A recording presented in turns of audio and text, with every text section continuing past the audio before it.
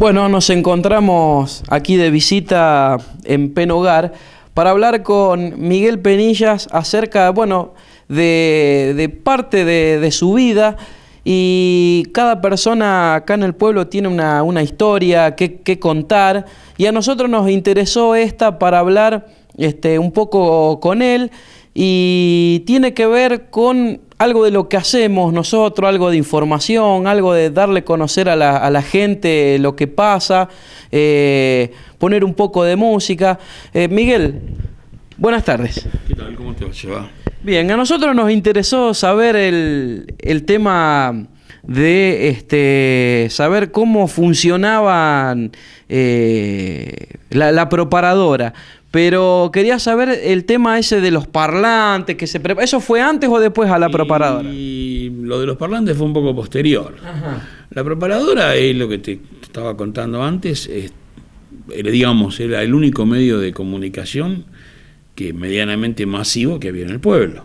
Estamos hablando de años en que no había prácticamente televisión, se veía los canales de Rosario y bastante mal. Entonces se usaba, hacíamos una programación de 3 horas más o menos por día, 1 hora y media de la mañana, 1 hora y media de la tarde, donde se pasaba música, lógicamente propaganda, que era el sustento que nos llevaba adelante, y después teníamos un poco de información de todo, ¿viste? Estaba Miguelito Oroña, que hacía la parte de fútbol, y después, ¿viste? Como es ahora en el cable, uno encontró un llavero, pero se perdió un llavero, se perdió esto, aquello. Era el sistema de información del pueblo. Y llegamos a tener una cosa así como 15 altoparlantes, estaban ubicados en todas las esquinas, digamos, llamémosle más céntricas del pueblo, en la calle 9 de Julio, algunos en la calle Italia, así en distintas esquinas se escuchaba más o menos en una parte importante del pueblo. ¿Cómo surge la idea de poner una especie de radio para el pueblo? ¿Cómo nace esa idea? Era un estilo que había en muchos lugares. Ajá. Era habitual, digamos, en casi todos los pueblos, en más o en menos, había una propaladora, una red de altoparlantes con la cual se hablaba, se comunicaba a la población novedades y se pasaba música y propaganda, la fiesta, todo eso, ¿viste? Había lugares donde eran más importantes, lugares donde eran menos importantes. Nosotros incluso con el tiempo hicimos lo que fue después un sistema de música funcional, donde ya en cada casa había un parlantito, se pasaba música seguida. Estamos hablando de música vinilo, ¿cierto? Y después del vinilo pasamos ya a los carretes abiertos, o sea, no había cassette todavía. De los carretes de cinta abierta, unos carretes enormes, ¿viste? Eran bastante complejo grabarlo, que no se rompan, que se corten. Pero era lo que había en ese momento, era lo que había. Los parlantes eran toda propiedad tuya. Claro, teníamos más o menos, llegamos a tener unas 15 bocinas ubicadas, eran esas bocinas metálicas, ¿viste? Para intemperie. Sí, esa la red era toda nuestra. Y a veces transmitíamos, qué sé yo, en algunas exposiciones de la rural, transmitíamos desde la rural, y entonces escuchaban todo el pueblo que habríamos de la rural, cosas así, ¿viste? Supimos hacer en algún momento para la fiesta de la primavera, entonces algunas transmisiones en la primavera, una búsqueda del tesoro. Viste, que esa se usaba, ahora casi que no se usaba más. La búsqueda del tesoro era algo bastante lindo para conocer el pueblo, sobre todo los más jóvenes, ¿viste? Porque, ¿viste cómo es el sistema? Te decían, bueno, ¿cuál fue la primer placa que se puso en honor a tal prócer en Chañar? Entonces todo el mundo buscando la placa, el lugar, la calle. Era bastante lindo. ¿Dónde funcionaba, digamos, la base? ¿Desde dónde se transmitía? ¿Dónde estaba eso? Teníamos vamos a decir, un pequeño estudio en la parte alta de mi casa, acá en la otra cuadra, en San Martín al 500, y ahí teníamos hecho un estudio con vidrio, con todo, con micrófonos colgantes, lógico. Y ahí iban las chicas que hacían la parte comercial, y transmitíamos de ahí. A ver, cuando vos decís chicas, ¿quién hacían esa? ¿Te acordás de quiénes hacían la parte comercial? ¿Qué era digamos, eran las que leían las publicidades? Claro, exacto. ¿Quiénes lo hacían? Y estuvo mucho tiempo María Nieves Giovanelli, Chita Moretti, después estuvo Susana Cacciarilli, Susana Cocciarini, creo que esas 4 más o menos.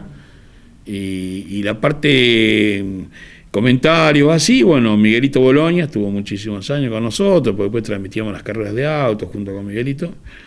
Y el que hacía muchos comentarios, que era muy pibe, que empezaba y que ya demostraba todo lo que sabía, lo que estudiaba, era Carlito Manfredi, que también estaba con nosotros, iba, venía, ¿viste? Pero ya era un muy buen, ya digamos, pintaba como periodista. ¿Esto fue anterior a lo que fue la radio imparcial? Sí, fue antes. Mucho anterior. Sí, bastante antes. Sí, o sea que fue por ahí un puntapié inicial, fuiste claro, un precursor de quizá de lo que fue la radio instalada en Chañar Ladeado. Claro, lo que pasa que, digamos, todo lo que hacía transmisión por onda, por radio, era muy costoso. Por eso en los pueblos se hacía con un amplificador, parlante, un par de pasadiscos, y micrófono se solucionaba con altoparlante para que escuchara todo el mundo. Entonces fue lo anterior a la radio, lógico, claro. Después la radio imparcial fue lo que siguió lo de la música funcional, que eran parlantitos en cada casa. Eso fue posterior. Bien. En esa época había cine en Chañar Ladeado, se anunciaban películas, la carpeta, ¿cómo era la carpeta publicitaria? ¿Era amplia? ¿Era difícil conseguir una publicidad? ¿El comercio, digamos, adhería como es ahora o es difícil? Y la parte comercial, esa bola se ve ahora también, no es fácil para nada. Más en los negocios cuando no son muy grandes, como son todos los negocios del pueblo, como somos, los costos están siempre con mucho cuidado. Pero la gente colaboraba, tampoco no era, digamos, para hacerse rico, ni mucho menos. Y después pasamos todos los avisos, sí, del cine, creo que lo tenía el Club Chañarense en esa época. Pasamos los avisos del cine, de baile, de baile de toda la zona, ¿viste? Venían y te llevaban la propaganda del baile de la zona.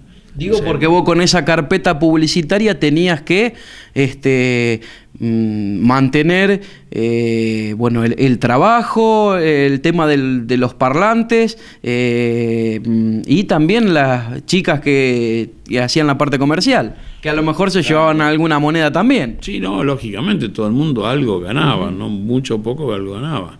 Y después lo que era complicado, que a nosotros no nos llegaba la parte música, ¿viste? En esa época todo lo que eran las discográficas, a la radio le regalaban los discos. Nosotros había que, éramos el último escalón, entonces, ¿viste? Por ahí te tiraban algo, pero muy poco. Generalmente había que comprarlo. Todo lo que era disco había que comprarlo. Bien. Eso era bastante costoso. ¿Cuánto duró la preparadora? Y fueron unos cuantos años. Yo, la verdad que con las fechas no soy muy memorioso, pero unos cuantos años fueron, sí. Y después con el paso del tiempo, viste, apareció lo que decíamos antes, toda la parte técnica, ¿no es cierto? De la cinta apareció el cassette. Y del cassette ahí aparecen los autoestéreos. Viste que había un par de marcas que eran característicos. El Magazine o el pasacassette. El pasacassette era Norman, el Magazine era Kenia. Entonces, como no había muchos equipos de hogar en la casa para reproducir cassette, no había equipo portátil casero, hacíamos un sistema de parlante con una bandejita que se sacaba el estéreo del auto y se ponía en la casa con un mueblecito y 2 parlantes y vos escuchabas como si fuera en el auto. Era lo único que había en reproductor de cassette, ¿viste? El cassette recién arrancaba. Sí. Que hoy ya también se murió, ¿viste? Pero estamos hablando hace muchos años. Sí, el Magazine no duró mucho, ¿eh? El Magazine duró poco, pero lo suplantó enseguida el cassette. Sí, pero era de muchísima más fidelidad. Ah, sí. Tenía 4 veces la velocidad del cassette, el Magazine. Entonces, al tener mucha más velocidad, tenía mucha más fidelidad, pero duró poco. ¿Había autos que venían con el Magazine incorporado o no? ¿El Torino, por ejemplo? No, ninguno. Ajá. No, que yo me acuerde ninguno. Todo se lo colocaba. Aparte, sí, se compraba aparte.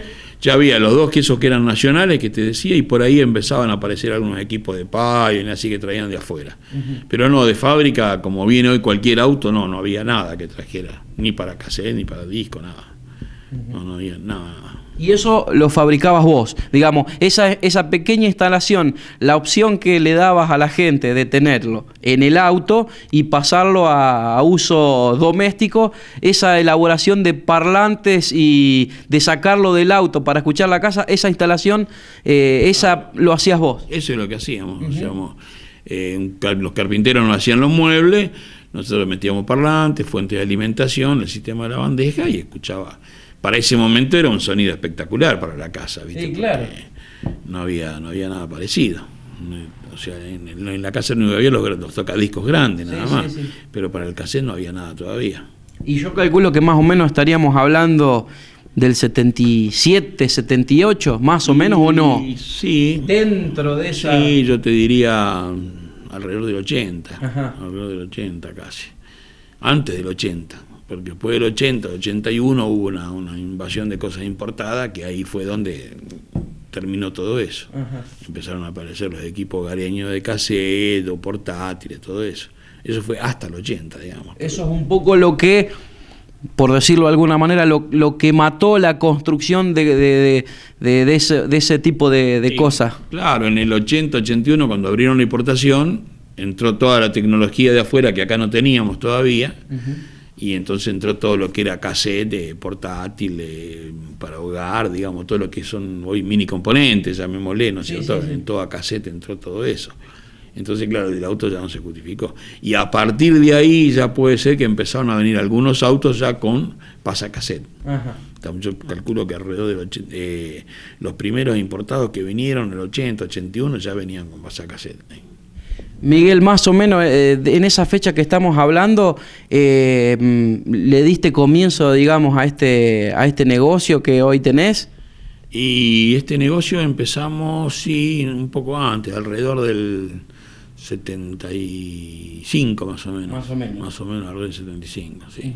O sea que cuando vos tenías la construcción de esos equipitos, ya la casa de electrodomésticos ya lo tenías. Primeramente teníamos un negocio de audio nada más, vendíamos una disquería que le llamábamos en esa época, y vendíamos los equipos para auto, o sea, instalábamos los equipos de auto. Y después empezamos ya con la parte de hogar, así fue en alrededor del 75, 76, por ahí, esa época.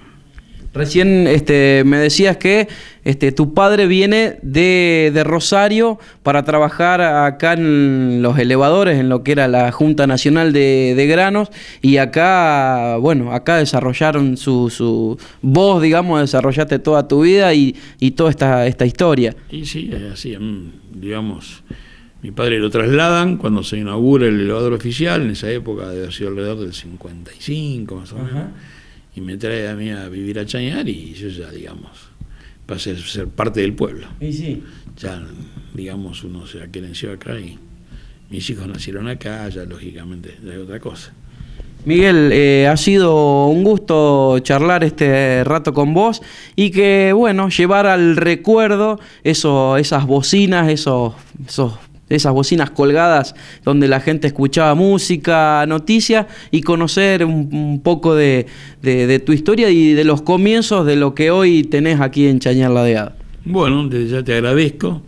De vez en cuando acordarse de estas cosas es lindo también.